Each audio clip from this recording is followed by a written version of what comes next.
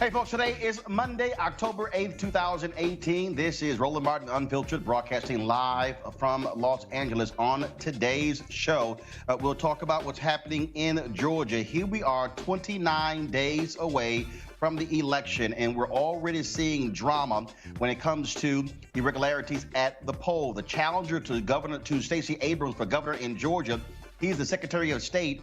They have been removing folks from the voter rolls, and journalist Greg Palast has been on top of the case. He'll join us right here on the show. Also, drama in Texas as they also are messing around with the right to vote. Republicans, this is a part of their strategy, voter suppression. We'll break it down right here on the show.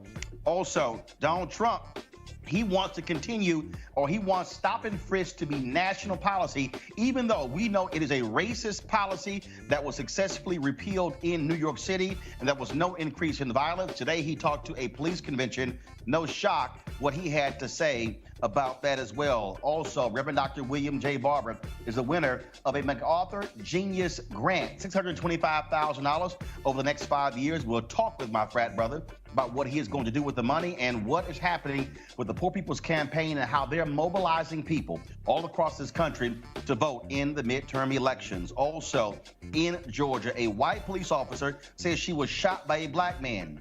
She flat out lied.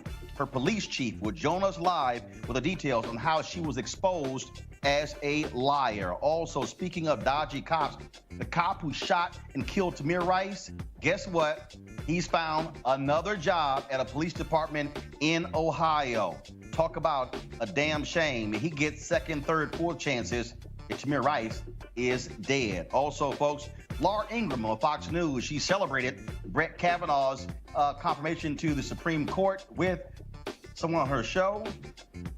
Let's just say things didn't go quite well with their selfie. Yeah, y'all gonna get a kick out of this as well. And also, last week, a lot of folks on my social media account were really upset with me posting a video of this Caribbean sister dancing. Well, I talked with sexologist Michelle Hope about that. And trust me, if you got a problem with it, she's got a few words for you as well. It's time to bring the funk on Roland Martin Unfiltered. Let's go. Whatever the biz, he's on it. Whatever it is, he's got the scoop, the fact, the find. And when it breaks, he's right on time and it's rolling. Best believe he's knowing. Putting it down from sports to news to politics. With entertainment just for kicks, he's rolling. It's on go, y'all. It's Roland Martin, Rolling with Roland now. He's funky, he's fresh, he's real, the best, you know he's Roland Martin now.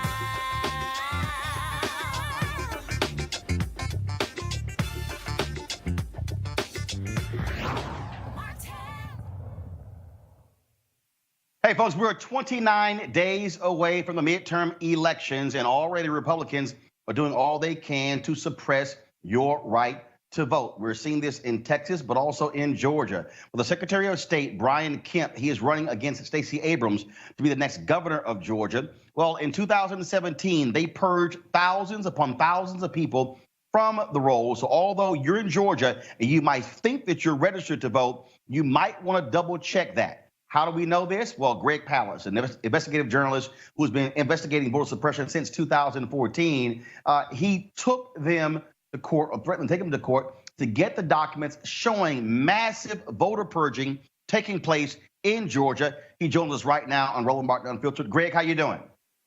Okay.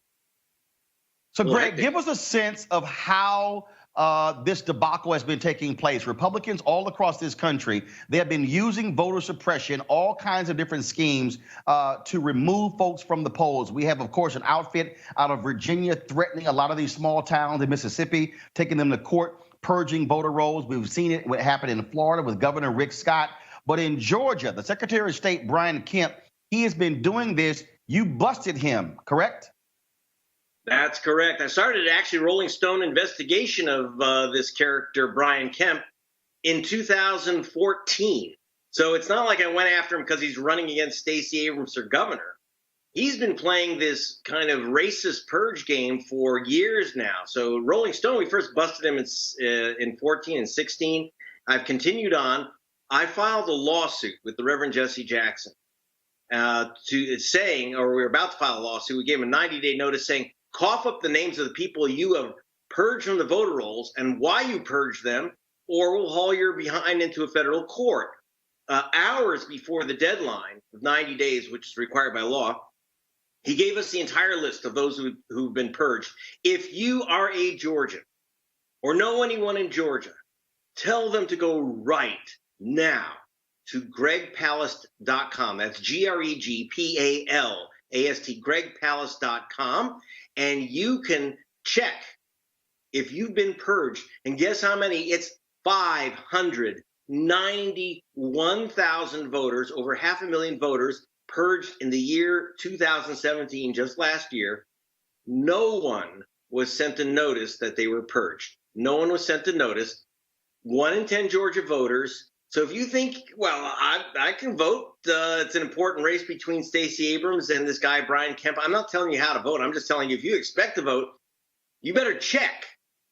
If you're on the voter rolls, 100,000 people have checked today, and thousands and thousands have had to re-register. Here's the problem, Roland. He stalled. We just put this thing out, and you've only got till tomorrow, Tuesday, today and tomorrow, to re-register to vote if you have been purged. And Greg, look, I mean, not only has he doing this, this is the key. A lot of people don't understand that it is the Secretary of State that really determines what happens with the vote. We also know that in the last election, Brian Kemp destroyed the hard drives of folks who voted, so they could not actually go back and double check to see what the impact was. I mean, this is a guy who was playing games with the voting rolls and the votes there in Georgia. Oh, all kinds of games. And I want to tell you, one of the games that he was playing is called Crosscheck. There's a guy named Chris Kobach. He's the Secretary of State of Kansas. He's a white supremacist, and I don't use that phrase very often. In fact, I don't think I've ever described any other official as a white supremacist, but he is. He's counsel also for an organization that claims that its work is to maintain a European America. Well, what does that mean? I think we know what it means. And one of the ways they're doing this is that this guy, Chris Kobach, has created a list called the Interstate Crosscheck List. He gave 500,000 names to Brian Kemp. We have 108,000 of those names that Chris Kobach told Kemp to remove on the grounds that these are voters who left the state of Georgia.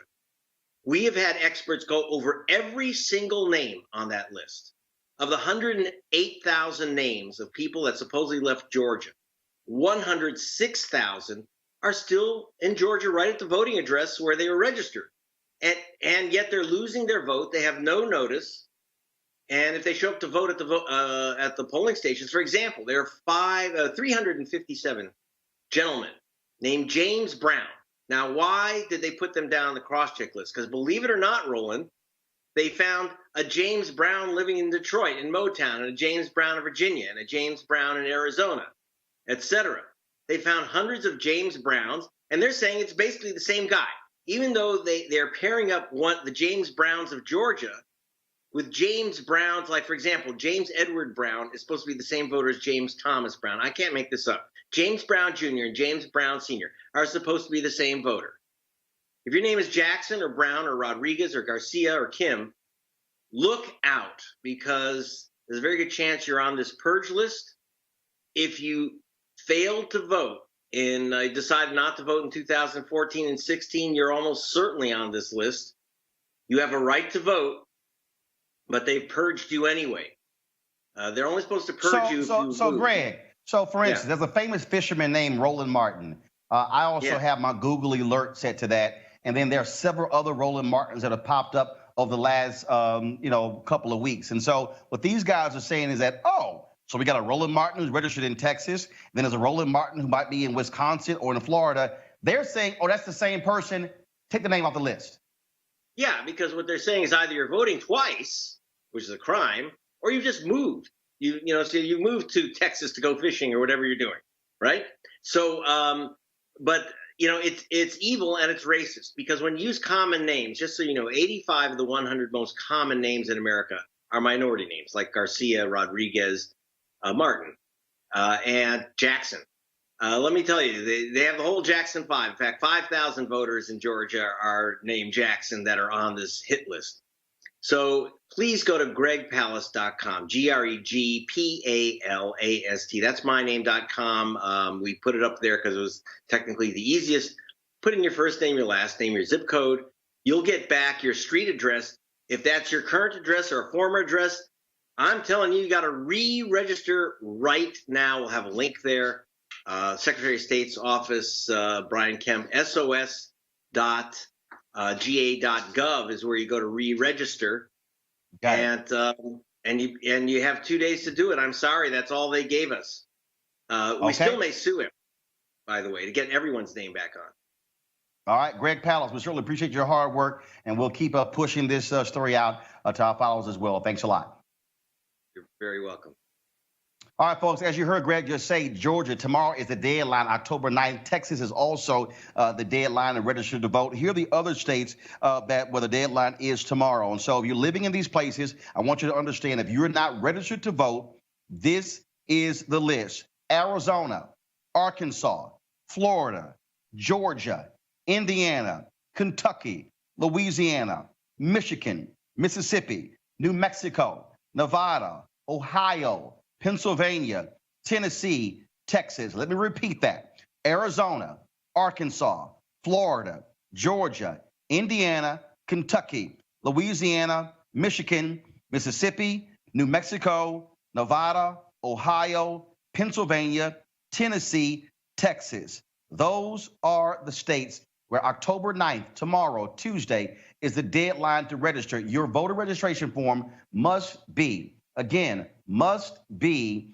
stamped by the date in order for it to be official. And so if you're unsure, fill the voter registration form out again. There's nothing that says if you already registered, you can't fill that form out. You can still do so.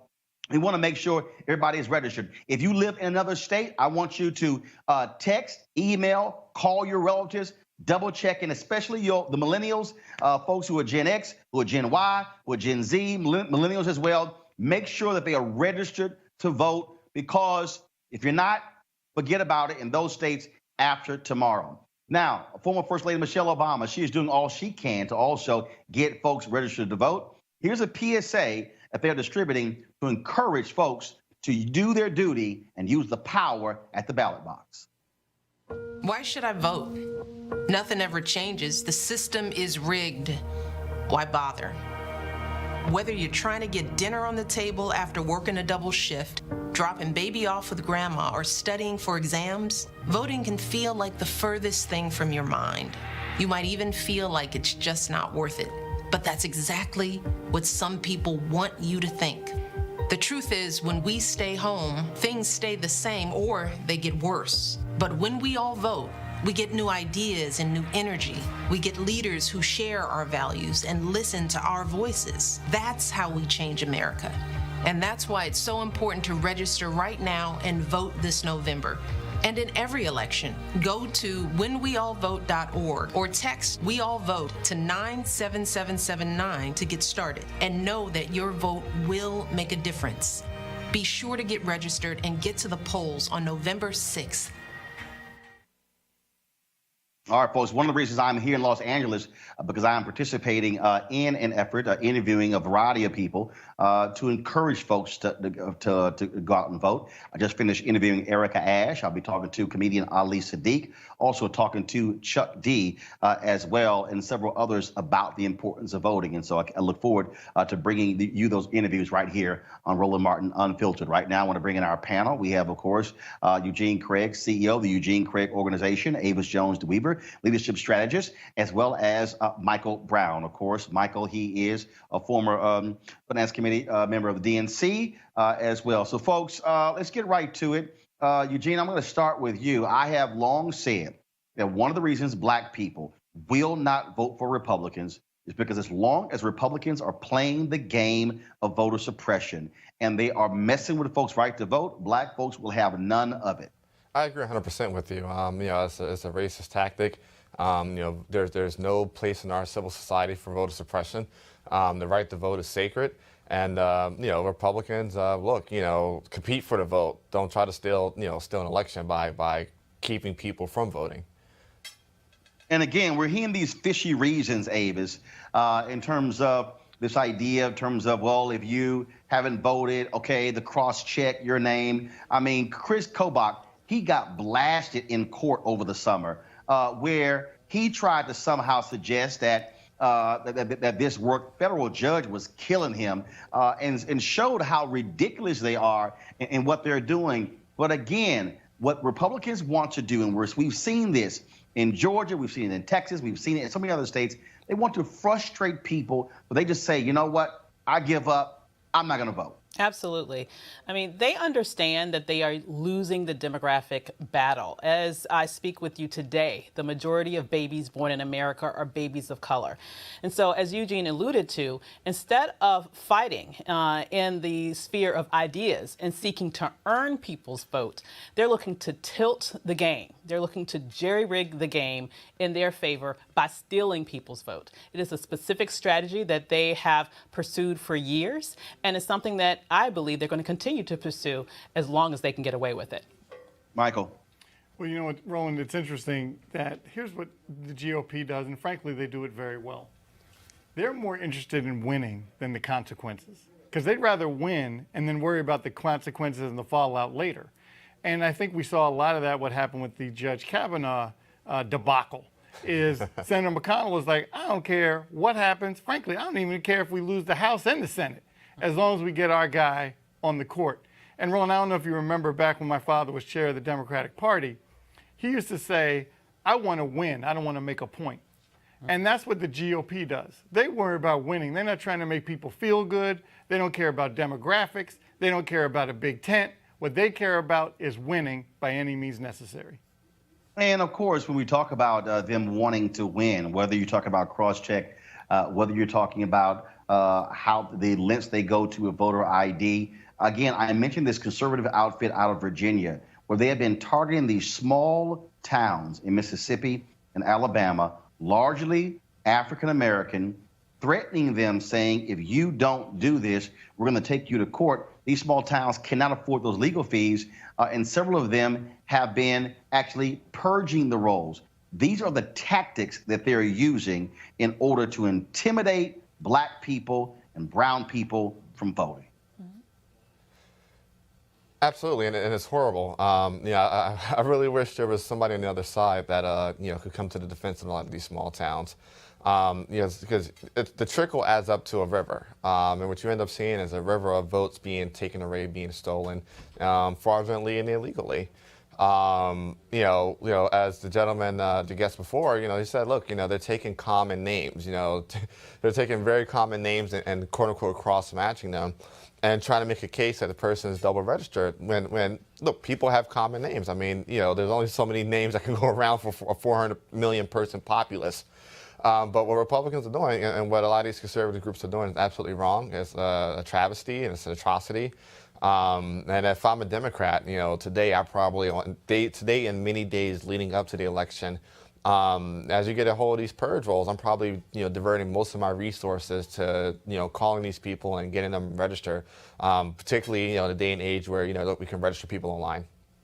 You said it was a travesty. Well, that pretty much is what took place today in Chicago, where Donald Trump was speaking to a police convention where he basically called for stop and frisk to become national policy. Well, we've seen that policy. Actually, hold tight 1 second, Michael. I think we have audio. Go ahead. And I have directed the Attorney General's office to immediately go to the great city of Chicago to help straighten out the terrible shooting wave. Want to straighten it out fast. There's no reason for what's going on there.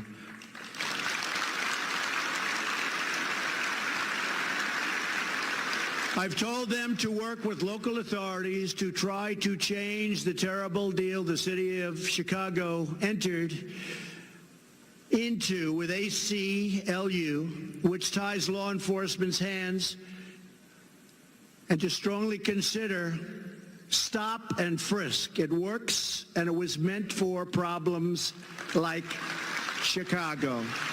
It was meant for it. Stop and frisk.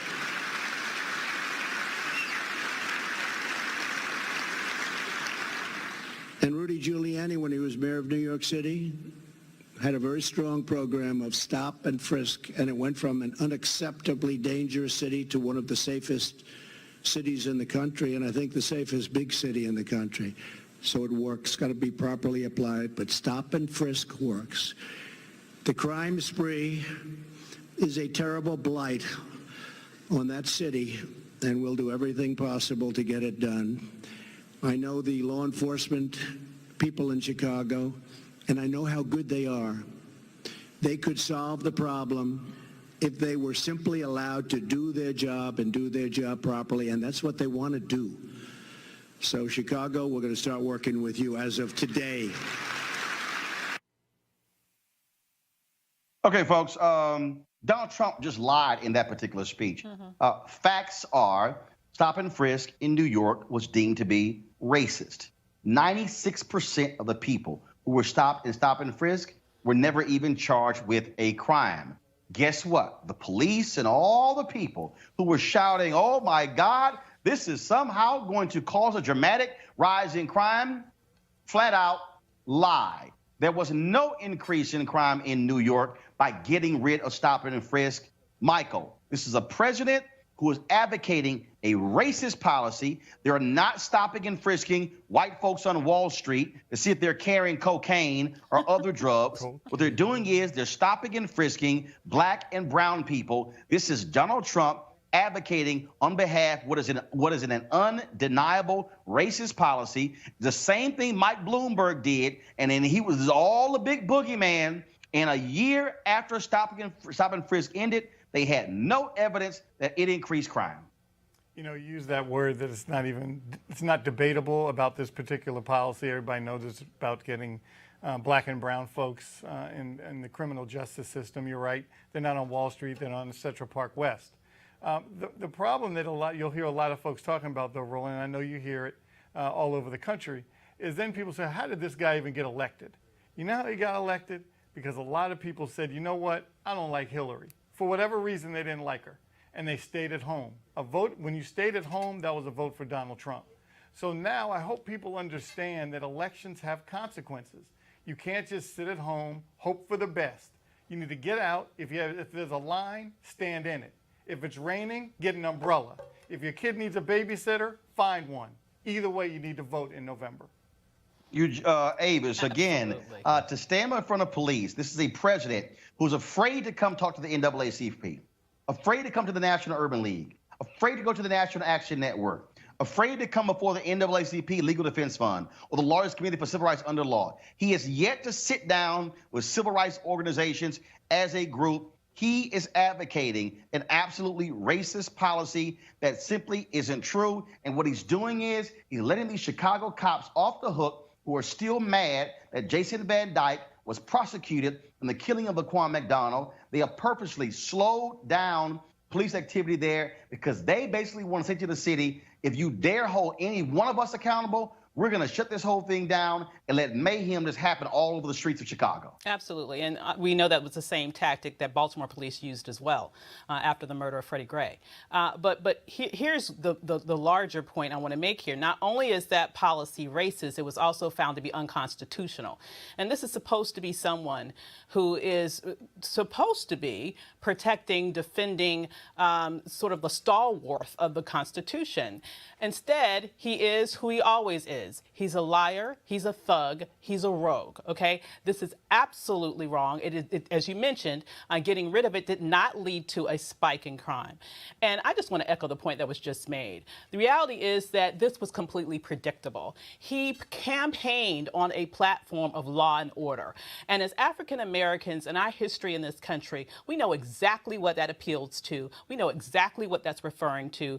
That's referring to using very violent actions against our community in particular through the guise of increased police presence and force and power. And now he is about to implement his campaign promise as it relates to that. And finally, I would just say that I agree. Unfortunately, when we don't show up as we should at the polls and instead fall for these okey-doke tactics of these protest votes or voting for people who don't have a chance in hell of winning, is really what I wanted to say, this is what we end up with. And so we need to definitely make sure that we can learn from this mistake and make sure that we do not replicate it in the future. Eugene. Man, look, this guy is trash. And every single day he reminds us that he is trash. With trash policies, with trash people around him. I think it's interesting that, he would, let's take a step back. This is the same guy who a year ago around this time stood in front of the NYPD and said, hey, I hate that you guys, take care when you're putting people in cars when you arrest them. Why don't you just, go ahead and let their head hit against the ceiling of the car. This is the same guy, he brings up Rudy Giuliani. It's the same guy that flirted with Rudy while he's in drag. This is the same guy. He's told us, it's the same guy who boosts, folk like Dan Bongino and Sheriff Clark. We know, he's trash. We know his policies are trash. The thing is this, we're going to talk about, pivot this to voting, November is 29 days away. Election day is 29 days away. On that ballot, you're going to have federal races, but you're also going to have state races. You're going to have a lot of seats on the ballot, a lot of offices on the ballot that's going to determine who your county sheriff is, who your county state attorney is and DA is, who's going to hire the chief of police that's going to set policies for the police department. If I'm in Chicago or any other major city, that's a major issue for me. Baltimore 2020, Mayor Pugh's going to have to deal with, the situation of the Baltimore police, I hear, essentially, going Conor McGregor on people. Stop and frisk is a failed policy. It's an unconstitutional policy. And we experienced arrest on site with Martin O'Malley in Baltimore, 10, 15 years ago. But November 2018, one of the defining issue needs to be who's going to hire a police chief, what the policies are going to be, and give a middle finger to the president's trash policies with the trash people that he surrounded himself with. I'm going to move on to the next story. We're going to ask my next guest actually about stop and frisk, but also about this story here. And that is Sherry Hall. She was a police officer, folks, with the Jackson Police Department in Jackson, Georgia. Last week, she was sent to prison for 15 years. No, not because of police brutality, not because of drugs, anything along those lines. It is because she lied about a black man shooting her while she was on duty. Now, we talked a lot on this show about police officers who lie in reports and who lie to supervisors. Well, she made this story up, and she told local station CBS 46 the day after this quote, unquote, attack. Just out patrolling the area and encountered I don't want to say suspicious guy, but just a guy kind of in the woodlines. And he had the presentation of somebody that might need medical attention or might have been under the influence of a substance. And I began talking to him, trying to get him to come to me and or to step out to me. And during that time, we had a little bit of a confrontation, and he fired a shot. And then I began to return fire and take cover. Were any words exchanged? Did he say anything to you? Or? There was some words, but I don't recall all the words that were exchanged, and then a lot of them were incoherent. You couldn't understand exactly what he was saying. And I don't think he even knew what he was saying. You were just trying to make sense of it all at that point. And what, all of a sudden he goes to his waistband and... No, it was very fast. It all happened fast. He was sitting down and come up to a standing up position. And at the time he was coming up from a standing up position, that is when I believe he drew the weapon. When he fires, do you immediately feel the impact, or what is your adrenaline allowing you to kind of... I felt the impact. As soon as it hit, it knocked every bit of breath out of me. And an overwhelming burning sensation.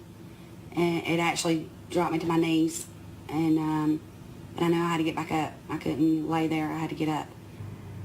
Did you initially think that you were hit, or? Yes. I mean, I knew something.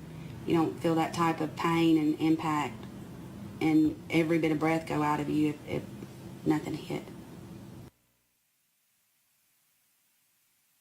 Yo, her ass was lying the whole damn time. Talk about making up a completely bullshit story out of thin air. It took investigators about 10 days to figure out her ass was lying. They hit her with 11 counts of providing false statements, violating her oath of office, tampering with evidence. Again, she's headed to prison for 15 years. Joining us right now is the police chief of Jackson, Georgia, James Morgan. Chief Morgan, how you doing? I'm doing great. How are you? Chief, it has to offend you as a black man, as a police chief, to have this officer just lie, make up a story saying some black man did all these things to her when it is completely fabricated. Does she got a mental problem? Is she a racist? What's the deal? Oh, that's racist. Well, looking back over it, she was hired as a police officer, and to confess, she did prior to the day. Didn't experience any type of racial overtones or any type of racial problem with Sherry Hall at all. Why she made that statement, made the story up, that's still yet not totally clear to me. But as far as the racial relationship that she had with the community, she had a very good relationship with the community. And so, as this thing began to unravel, when you were first told, Chief, she's lying, this didn't happen, what was your initial reaction? Well, my past experience detailed the fact that the story that she had given first was some flaws in the evidence that appeared at the scene. And after the Georgia Bureau of Investigation was called to investigate the incident, what I told them exactly what they did. Did I want to believe her at first? Yes, I did. Was I angry? Way?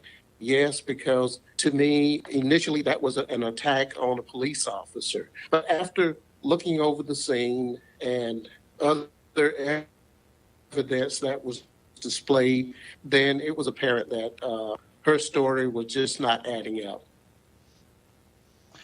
So she's going to prison 15 years. Chief, do you believe, because I've long said this here, that if an officer is busted for lying to authorities, lying to their fellow officers on a police report, I believe they should be fired, because I could be prosecuted for making a false statement. I just think it has to be that sort of tough signal to tell any cop, you lie on a police report, you lie in an investigation, you lose your job. Well, looking at it from my lens, it is completely maybe different from the general public. The way I see it is we are held to higher standards as law enforcement officers. So we're not supposed to lie. It's just that simple. People fabricate statements. So when these things happen, it is up to us as supervisors or police chiefs, sheriffs, or whomever to determine the proper protocol to go by in getting these people to come forth and tell the truth. So in this instance here, looking back over it, I'm not really angry, more disappointed than angry with the officer, because again, as I mentioned earlier, She was a complete good officer, did an outstanding job. But looking at the incident itself, and that was a conscious choice that she made. And once that choice was made, looks like we're having some issues here with the Chief's FaceTime there. And so, Chief Morgan, I certainly appreciate you joining us. And so sorry, I wish we could have had a good connection there. But again, thank you so very much for joining us.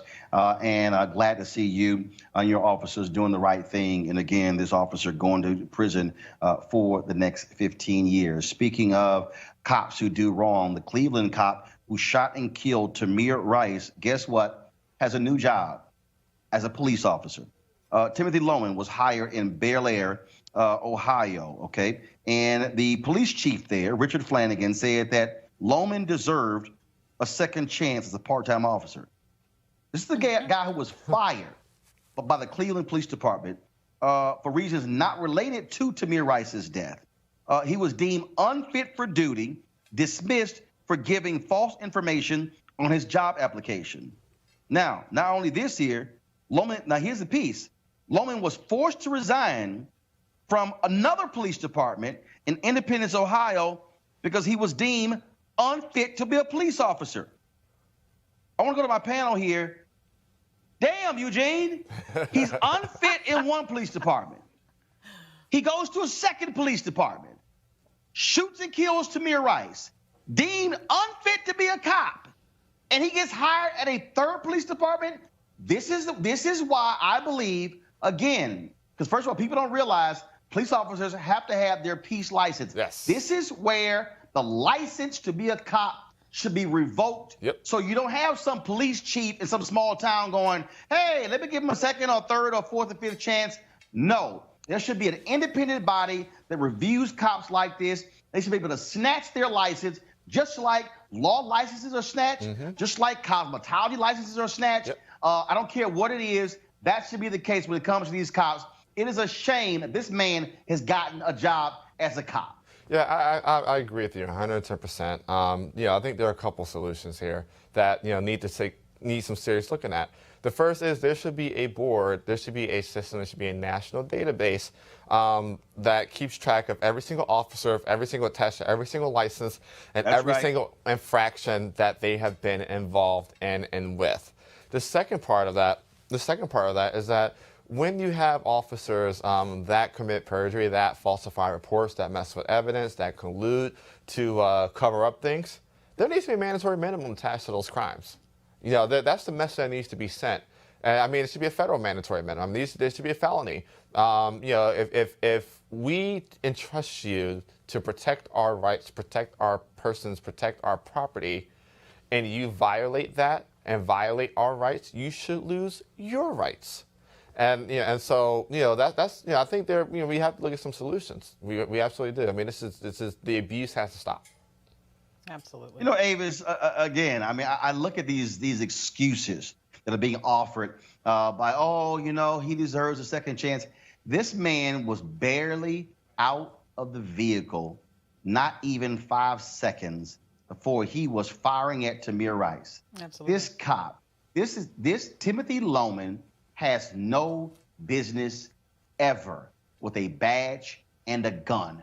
Go get you a job at a convenience store. Go pump gas somewhere. But this man should not be trusted with a badge or a gun. Absolutely. White male privilege is a hell of a drug. Listen, what happened before, as you mentioned, before he even was hired in Cleveland, in terms of what happened with Tamir, was the reason why he was fired from his previous job specifically had to do with his irresponsible handling of his firearm. And so he was already documented danger before he was hired in that case. And as you mentioned, as I remember that video, and I remember that video like it was yesterday, because we've had so many tragedies that have happened. But that particular tragedy sticks out in my mind because my youngest son was 12 when Tamir was murdered. And we know that Tamir was murdered when he was 12. And so I'm sitting there watching this video, watching what was clearly a child playing in the park. And Tamir, in my estimation, in terms of just looking at the video, was the victim of a drive-by shooting, okay? Tamir was killed before that car came to a complete stop. All right? This man is irresponsible. He is, in fact, a murderer. And if they didn't have the guts to do what needed to be done in the wake of Tamir's death, it is especially beyond disappointing. I would argue that it is sort of angering that you have this other police department that is willing to let this danger to the public back on the public's payroll. Just to think about it, taxes. People's tax dollars are paying for a murderer to go out there and have a third chance to kill again. You know what, Michael? I would hope the citizens of Bel Air, Ohio, rise up and go to their city council and say, tell this chief to send him packing. We don't want this man who has been deemed twice unfit to serve being even a part-time cop in our city. Well, Chief Flanagan should be ashamed of himself. I mean, that's just silly season there. But I want to go back to your previous guest and the chief of police, and I forgot his name. I remember Chief Flanagan. Chief Morgan. Chief Morgan. I have a couple questions. One, who shot her is A, because he never really said what happened.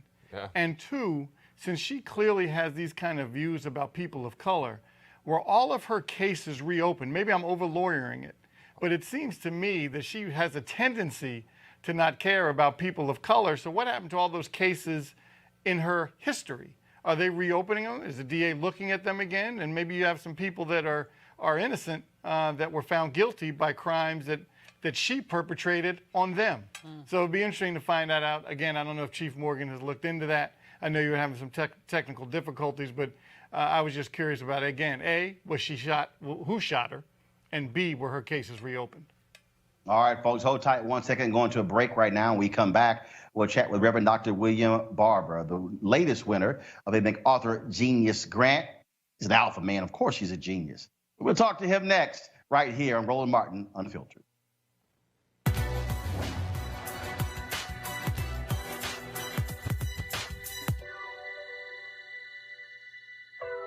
America is as much our country as it is yours. Abolitionist David Walker.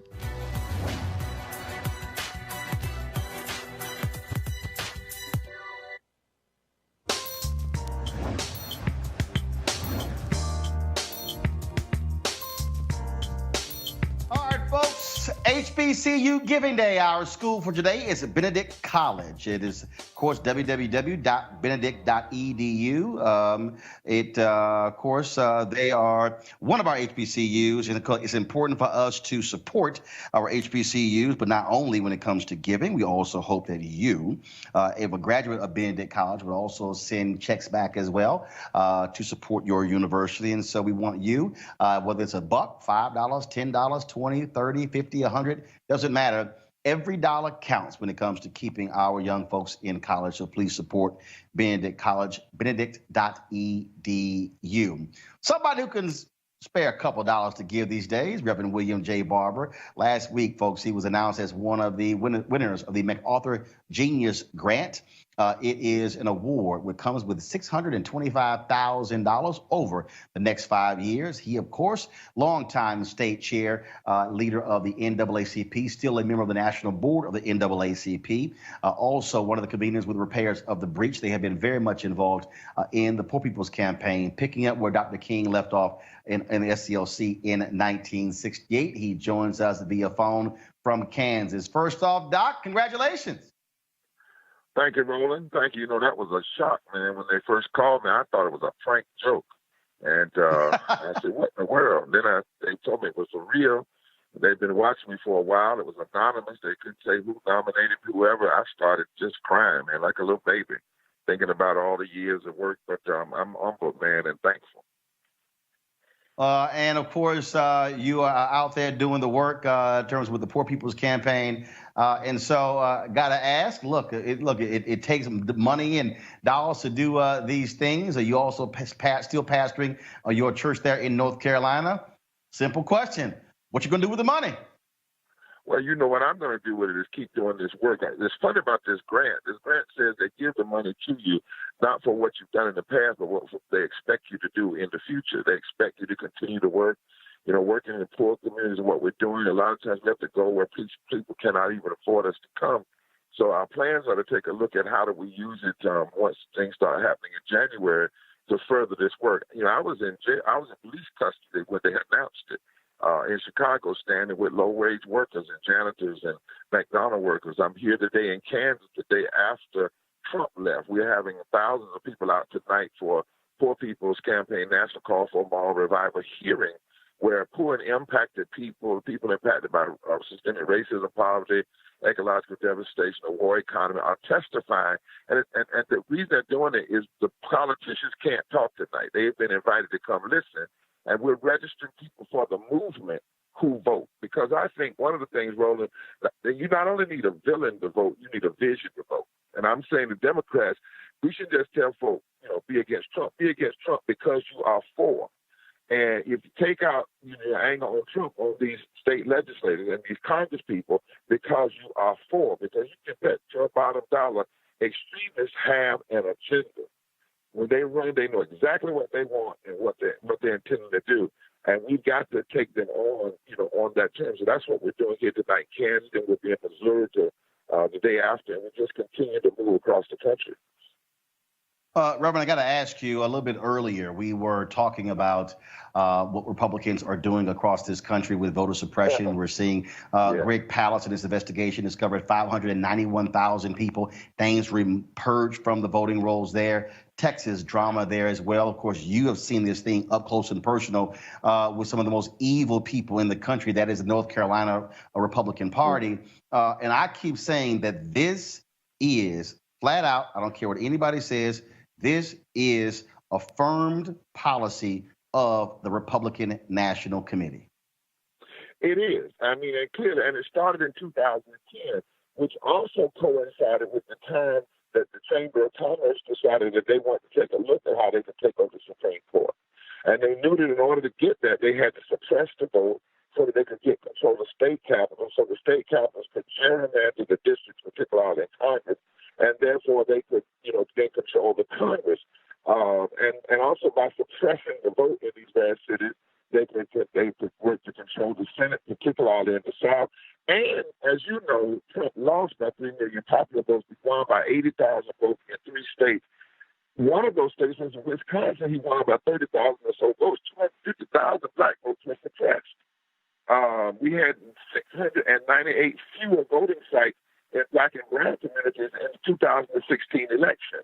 So we have to have a massive turnout, and we have to have a massive turnout and a focus on this voter suppression and break the back of it. One of the things people miss, when Lindsey Graham went off, how his support for Kavanaugh, it did not come out, Roland, that Kavanaugh voted to uphold the racist photo ID in South Carolina that Lindsey Graham supported. That never came out. And so, when he was going off, he actually was going off saying he was for Kavanaugh because Kavanaugh did the very thing he wanted done in Michigan State. We can overwhelm this system, though. If we get somebody said 12 or 14% higher than the last mid-year, we can do this. So everybody, I think just said, has to turn out and stay there. And not just turn out the voters, we have to turn out everybody. I was at a rally last night, Roland, and we were talking about how over 2 million people in North Carolina who were registered to vote last time didn't vote, and 500,000 of those were African Americans. We cannot afford to do that when people are doing everything they can to suppress your vote. One last thing, Roland. Right now we hear, you heard today McConnell say mob rule and Lindsey Graham mob rule. Do you know that when the judge overruled George Wallace, when he was blocking the marches from Selma to Montgomery, George Wallace said to that Southern judge, you have now joined in supporting mob rule. Mob rule is a direct quote of racist segregation from the 1940s, 50s, and 60s. And Democrats better call it out and call it what it is. All right, then. Reverend William J. Barber, we certainly appreciate it. Hey, Poor People's Campaign website? Poor People's Campaign. If you go to poorpeoplescampaign.org, you can go there, or go to www.breachrepairers.org and click on the Poor People's Campaign site, and it'll take you right there. All right, Reverend Barber, always appreciate you being a supporter of Roland Martin Unfiltered. Thanks for coming on. Yes, sir. All right, thanks a bunch. All right, folks, he mentioned Brett Kavanaugh. Of course, some conservatives were just so elated with him winning because now they have a rock-solid 5 votes on the U.S. Supreme Court. And Brett Kavanaugh, despite him writing this editorial calling himself an independent, no, you're not. He's a right-winger.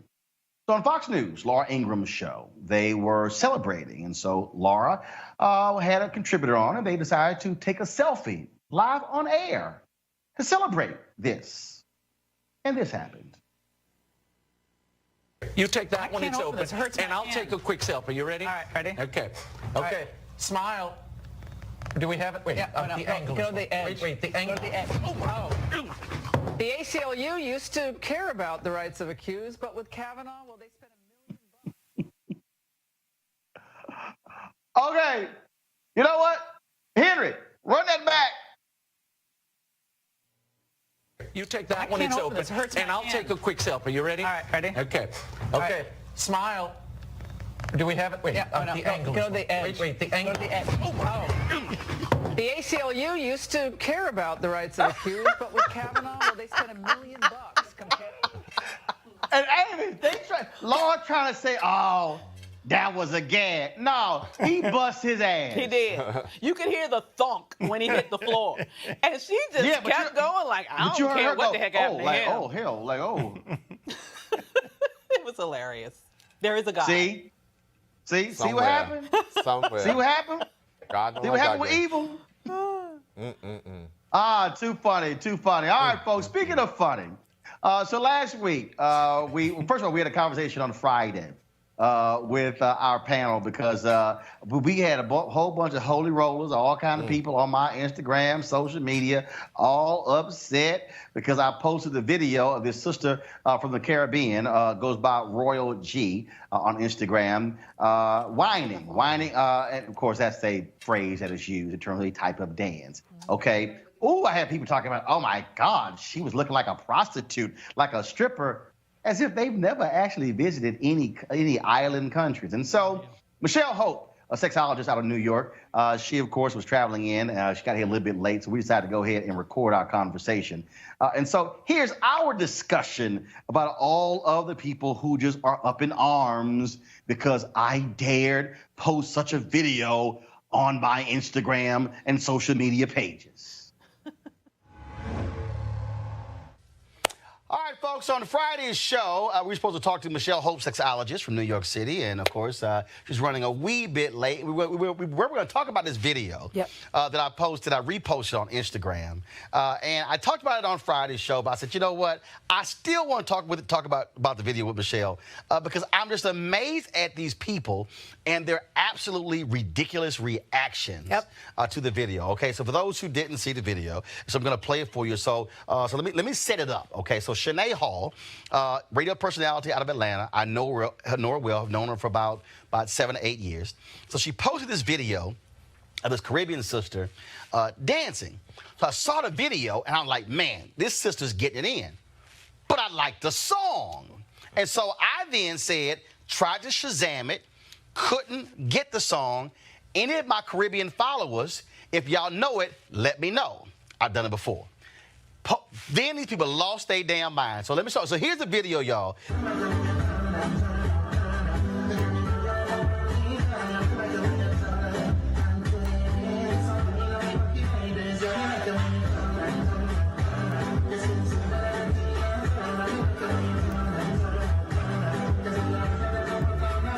Okay, nice jam. I like soca music. So, okay, so I put it out there on Instagram, on Twitter, on Facebook. Oh, you know that's not what you were looking at. D.L. Hughley even posted, he said, I didn't realize that was music going on. That was all the different reactions. Then you had these holy rollers. Oh, you a married man. I can't believe you posted that. That's disrespectful to your wife. No married man should be posting that. I mean, they started all this sort of stuff. Now, let me be real clear. I don't give a damn, okay? I don't care what they think. okay? My stuff's straight in my household, so I don't really care what they think. But it's amazing, and I also said, Michelle, that clearly a bunch of y'all don't have any passports. Because if you go to Caribbean countries, that's nothing. That's nothing when you see folks dancing, Trinidad, Tobago, Barbados, St. Croix, St. Thomas, Bahamas, Jamaica. I mean, that's the culture to soca music. Right, right. Well, I think what's really interesting, what if that had been a man that you had seen and had put that up? Then what would people say, right? And I think what that's rooted in is, one, not knowing your history, not knowing where these kinds of dances come from. And then two, the idea of rape culture. So for people to go immediately to, oh no, Roland, you're not looking at this for the music. You're hypersexualizing the individual in the video. And it doesn't sound to me like that's what you were doing. Although, let's be real, she had moves. She had moves. I thought about that. My hips, the arthritis in my hips started when she started dirty whining, right? And I think that what we have to do in this hypersensitive time of really looking at sex and sexuality and what it means is we kind of have to go a little bit more internal and ask ourselves, what is it in me that's coming up, and why am I continuing to predicate these ideas? Because that's what's happening. Oh, that's not holy. Wait a minute, so now a woman can't dance to a song because automatically we think about sex? Well, and again, for me, that's also the problem in that, because first of all, as somebody who dances, I posted this video on Instagram. In fact, before I do that, though, it was interesting. So this sister here we go to my iPad. So this sister here, this is what she posted on my Instagram page. She said, for all the non-readers, he said, all caps, multiple times that he wanted the name of the song. Even still, even if he wasn't so, what if he posted this picture? You think his wife is going to jump down his throat over a repost? They've been married long enough not to have these insecurities. Y'all need a damn life. Somebody get Roland the name of the song. Okay, guess who replied? Who? My wife, J. Hood Martin. Hashtag say it again for the people in the back. Right. I think that that's also, it's sexual politics. It's policing politics. They're trying to police what you and your wife do. Or what they're trying to say is also, you're public. You shouldn't be posting these things because, you know, you're a known person. But see, again, that's them in their own minds hypersexualizing the video. It has nothing to do with you being public, you being married. It's policing. It's like public policing politics. How dare you tell me what I can post and how that's going to impact my relationship with my wife? You don't know what we do behind closed doors. Maybe your wife sent that to you like, babe, look at this. Who knows? And I think that that's a large part of some of the issues and breakdowns in communications we have in our community. But then also I think that, look, if I had said, oh, man, look at this fine sister getting it in, okay, then you can say whatever you want to say. I still think you're crazy. Okay, the bottom line is I said, I want the song. And you know what happened? I had a sister, Olivia.Bajan, B-A-J-A-N. She responded to it. She said, the song is Turner by Kevin Little, Soca King. I was like, thanks a bunch. Immediately went and downloaded it and then posted a video of me dancing to the song. And I'm going.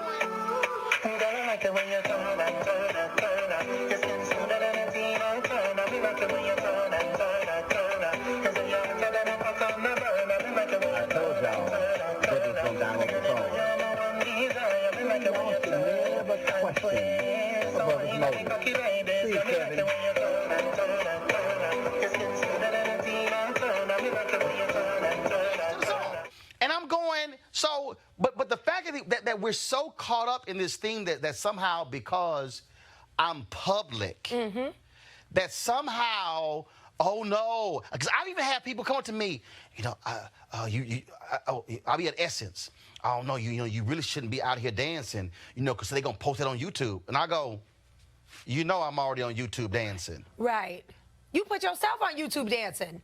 Okay, I was sitting here twerking the George Lopez golf tournament and put it on TV. And I'm going, why y'all tripping? I just think that we really do have folks who are repressed sexually. Absolutely.